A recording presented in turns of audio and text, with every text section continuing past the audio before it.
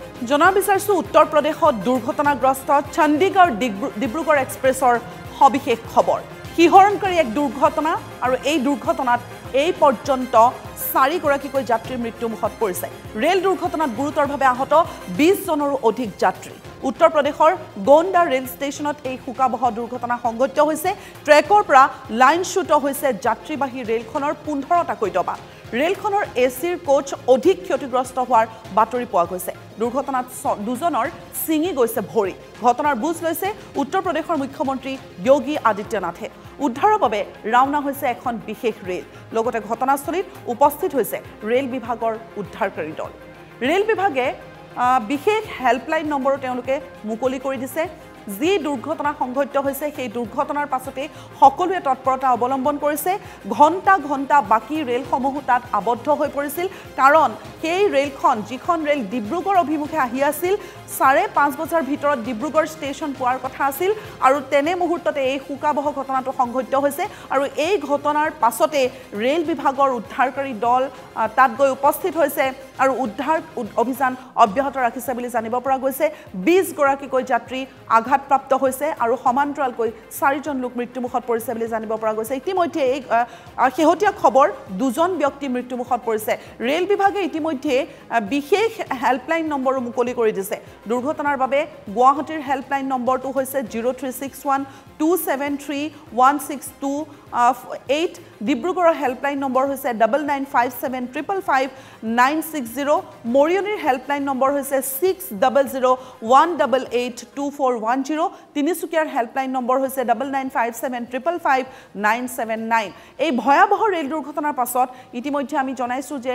rail বিভাগৰ ফালৰ পৰা সাহায্য ঘোষণা কৰিছে হেল্পলাইন নম্বৰ মুকলি কৰি দিছে দুৰ্ঘটনাত নিহতৰ পৰিয়াল আৰু আহতসকলৰ বাবে সাহায্য ঘোষণা কৰিছে নিহতৰ পৰিয়ালক 10 লাখ টকাৰ সাহায্য ঘোষণা কৰিছে আৰু আনফালে গুৰুতৰভাৱে আহতসকলক 2.5 লাখ টকাৰ সাহায্য ঘোষণা কৰিছে সামান্য আঘাতপ্ৰাপ্তৰ চিকিৎসাৰ বাবে 50,000 টকাৰ সাহায্য ঘোষণা কৰিছে ৰেল বিভাগৰ ফালৰ পৰা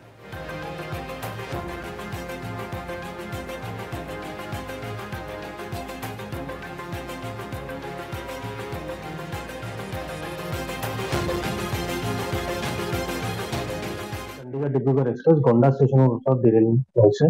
4টা বা 5টা বগী কেপচাইজ কৰিছে তাতে আপডেটেড ফিগাৰ্ছ আমাৰ 2জন ডেথ আৰু 8টা ইঞ্জুৰিজ হয় এটা আমি স্পেচিয়েল ট্ৰেইন চলাই আছো মানকাপুৰ উত্তৰ প্ৰদেশৰ পৰা ডিব্ৰুগড়লৈকে আমাৰ যি পেছেঞ্জাৰ্ছ ষ্টেণ্ডাৰ্ড পেছেঞ্জাৰ্ছ হ'ব এই ট্ৰেইনত এক্সিডেণ্ট ইনভলভ ট্ৰেইনত সিহঁতক আমি ট্ৰেভেল মানে ফুল আপ টু ডেষ্টিনেশ্যন ট্ৰেভেল কৰাৰ কাৰণে এক্সিডেণ্ট চাইটৰ পৰা মানকাপুৰলৈকে আমাৰ নৰ্থ ইষ্টাৰ্ণ ৰেলৱে বাছেছৰ এৰেঞ্জমেণ্ট কৰিছে ৰেস্কিউ অপাৰেশ্যন আৰু ৰিলিফ অপাৰেশ্যন অলৰেডি আৰম্ভ হৈছে তাতে ফুল ফ্লেজেড এতিয়া চলি আছে চিনিয়ৰ অফিচাৰ্ছ নৰ্থ ইষ্টাৰ্ণ ৰেলৰ জেনেৰেল মেনেজাৰ আৰু চিনিয়ৰ অফিচাৰ সিহঁতে গৈ পাইছে অলৰেডি চাইটত মানে হেৰি হৈছে বুলি কৈছে এই ডিটেইলটো আমি এতিয়াও পোৱা নাই আমি যেনেকৈ পাওঁ আমি আপডেট কৰি দিম থাকিব অলৱেজলি থাকিব যেতিয়াও আমি আপডেটটো আমি যিমান পাম আমি দি থাকিম কি যাত্ৰী আছে অসমত কটিহাৰ অমৃতসৰ গুৱাহাটী জম্মু টাৱি এক্সপ্ৰেছ সিহঁতক ডাইভাৰ্ট কৰি দিয়া হৈছে আৰু লোকেল সিহঁতৰ যিকেইটা ট্ৰেইন সিহঁতৰ কেঞ্চেলেশ্যন হৈছে ডাইভাৰ্চন হৈছে আমাৰ NF ৰিলেটেড কটিহাৰ অমৃতসৰ আৰু এই যিগৰাকী ৰেল মন্ত্ৰী অশ্বিনী বৈষ্ণৱক দায়িত্ব দিয়া হৈছে তেওঁ দায়িত্ব লোৱাৰ পিছৰে পৰা দেখা গৈছে যথেষ্ট সংখ্যক ৰেল দুৰ্ঘটনা আমি দেখিবলৈ পাইছো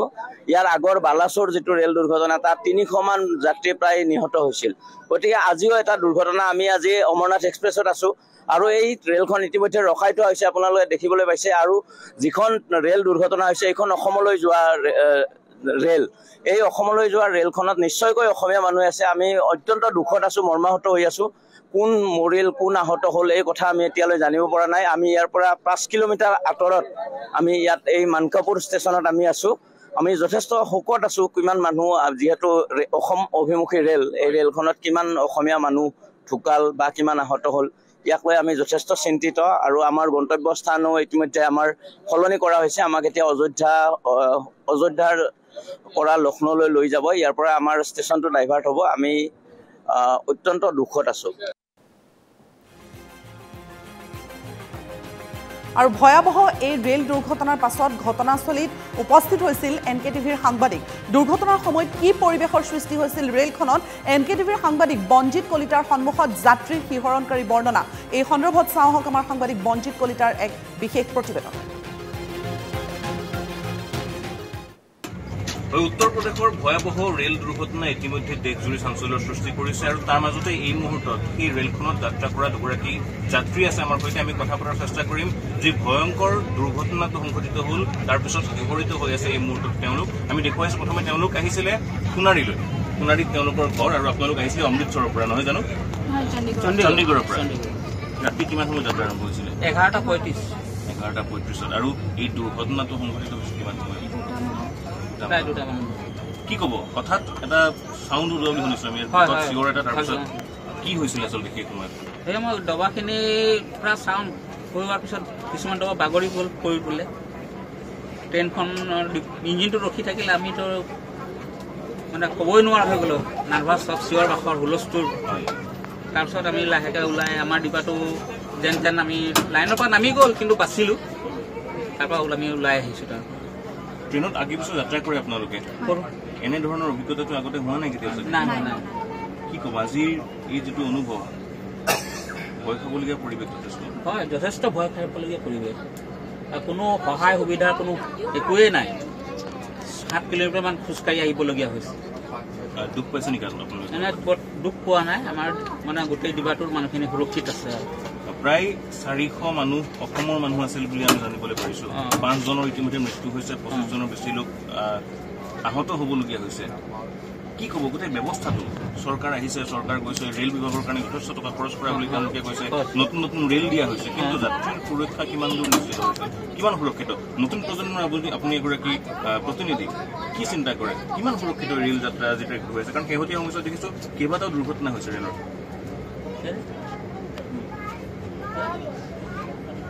মেনেজমেণ্টটো ভাল কৰিব লাগে ইমান বেয়া মেনেজমেণ্ট এনেকৈ কৰিলেতো মানুহ নাথাকিবই আৰু